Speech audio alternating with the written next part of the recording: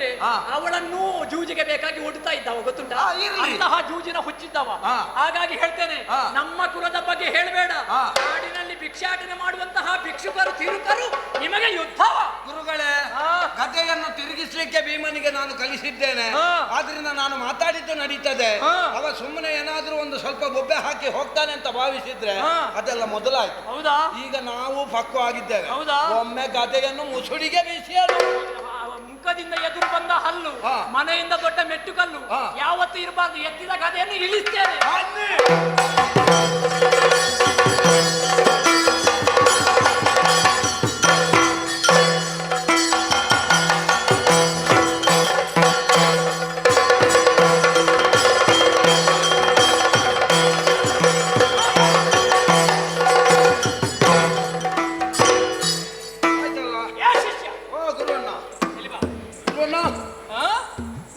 ಯಾವ ಗುರುವನ್ನ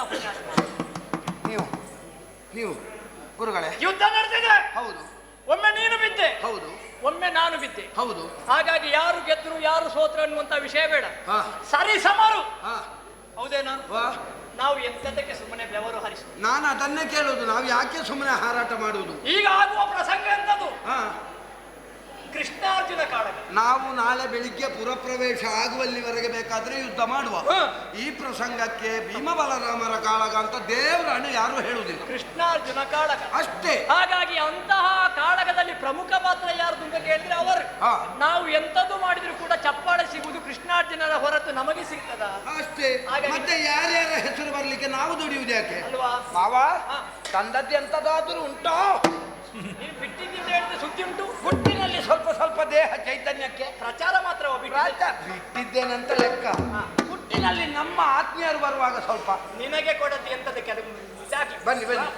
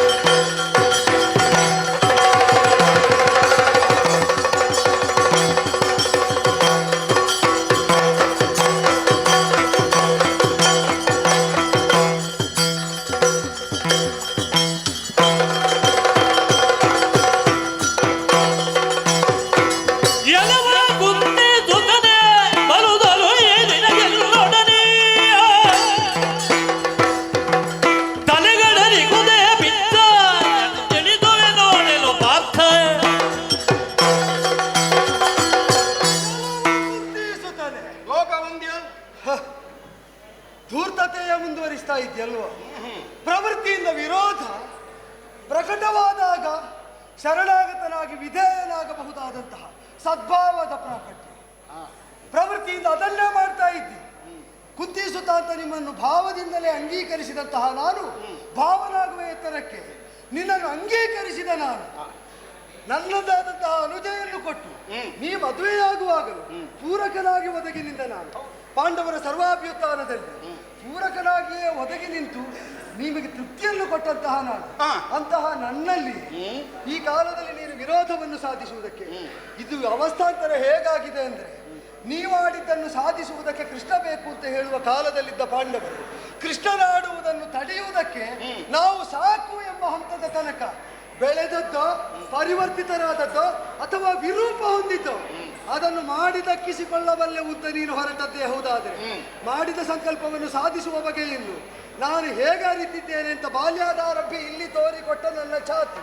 ಅದಕ್ಕೆ ನಿನ್ನ ಕರ್ತೃತ್ವ ತಡೆಯಾಗುತ್ತದೆ ಅಥವಾ ಅದರಿಂದ ತಡೆಯೊಡ್ಡುತ್ತೇನೆ ಅಂತ ಪಿತ್ತ ತಲೆಗೇರಿಸಿಕೊಂಡು ರಣಕಣದಲ್ಲಿ ಎದುರಾದದ್ದು ಹೌದಾದರೆ ಕೆಳಗಿಳಿಸಿಕೊಂಡು ನಮ್ಮ ಭಾವ ಏನು ಬಲ್ಲ ಶ್ರೀಮತಿ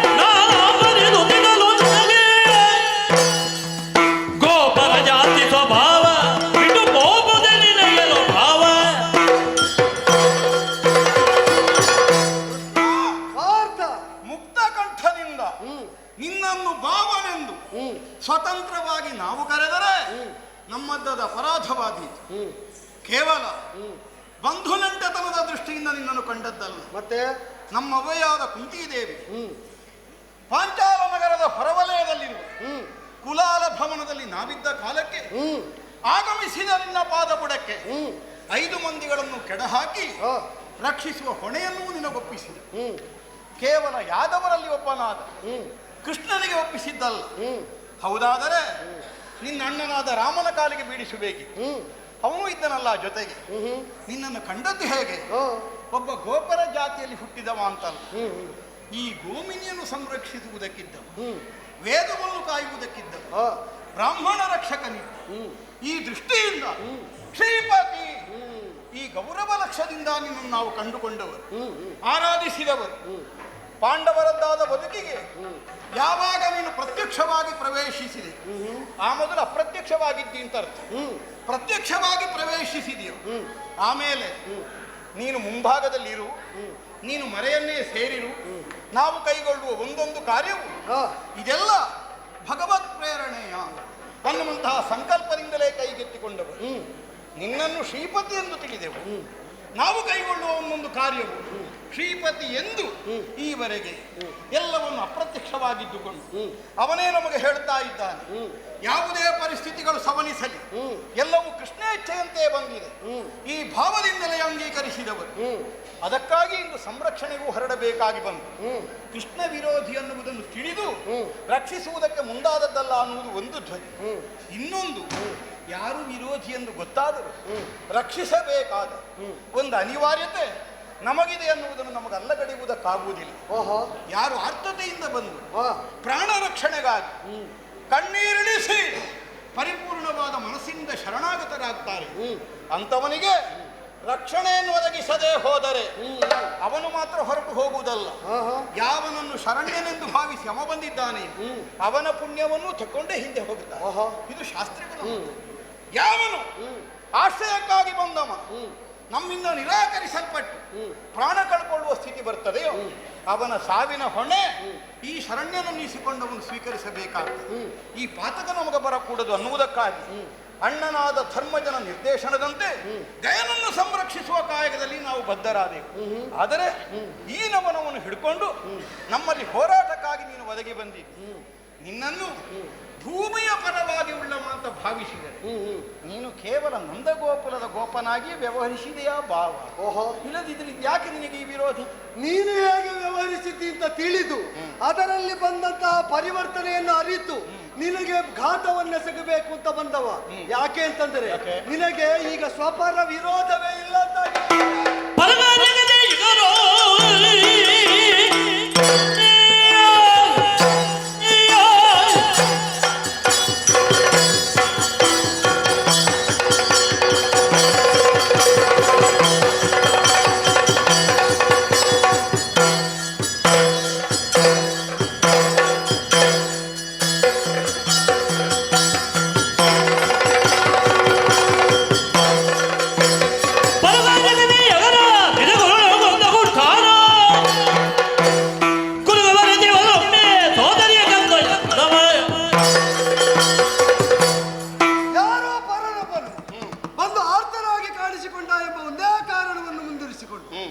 ಬೀಗರಾದಂತಹ ನಮಗೆ ಕೊರಳು ಕೈಯುವ ಕುಠಾರ ಪ್ರಾಯವಾದ ಕೃತ್ಯಕ್ಕೆ ತಾನಾಗಿ ನಿನ್ನನ್ನು ಒಡ್ಡಿಕೊಂಡದ್ದು ನೋಡಿದರೆ ಅರ್ಥ ಇದು ಪರಾಕ್ರಮದ ಪ್ರಮತ್ತತೆಯಲ್ಲದ ಮತ್ತೇನೂ ಅಲ್ಲ ಅಂತ ನನಗೆ ಸ್ಪಷ್ಟ ಆಗುತ್ತದೆ.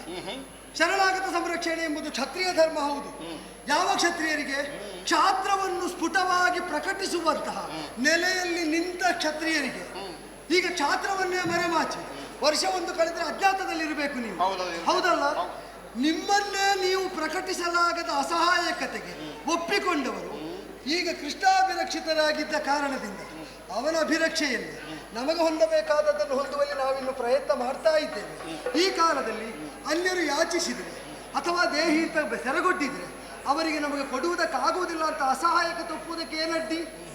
ಯೋಚನೆ ಮಾಡಿದರೆ ನೀವು ವಿಲಮುಖದಿಂದ ವಾರಣಾವತದಲ್ಲಿ ಆ ಅರಗಿನಾಲಯವನ್ನು ಕಳೆದು ಅಂದರೆ ಅದನ್ನು ದಹಿಸಿ ಹೊರ ಬಂದ ಮೇಲೆ ವಿಪ್ರರಾಗಿ ಅಲ್ವ ವಿವಾಹ ಪರ್ಯಂತ ಕಳೆದದ್ದು ವರ್ಷ ಕಾಲ. ಹಾಗಾದರೆ ಕ್ಷಾತ್ರ ಧರ್ಮಕ್ಕೆ ಬಾಹಿರವಾದಂತಹ ಪ್ರವೃತ್ತಿಯನ್ನು ಅಂಗೀಕರಿಸಿ ಕ್ಷಾತ್ರ ಧರ್ಮಕ್ಕೆ ಅವಿಹಿತವಾದಂತಹ ಯಾಚನೆ ಮೊದಲಾದವುಗಳನ್ನು ಮಾಡಿ ನೀವು ಬೇಡಿ ಕಾಡಿ ತಿಂದು ಬದುಕಿದವರು ಬದುಕಿದ ಈ ಬವಣೆಯ ಸನ್ನಿವೇಶದಲ್ಲಿ ಆಗಲೂ ಕ್ಷಾತ್ರವನ್ನೇ ಬೆರೆಸ್ತೇವೆ ಅಂತ ಹೊರಟ್ರೆ ಭವಿಷ್ಯದಲ್ಲಿ ನಿನಗೆ ಯಾವುದು ಪ್ರದತ್ತವಾಗಿದೋ ಭವಿಷ್ಯದಲ್ಲಿ ಸಂಭಾವ್ಯವಾದಂತಹ ಯುದ್ಧದಲ್ಲಿ ಸರ್ವಾಸ್ತ್ರ ಕೋವಿದನಾಗಬೇಕಾದಂತಹ ಅನಿವಾರ್ಯತೆ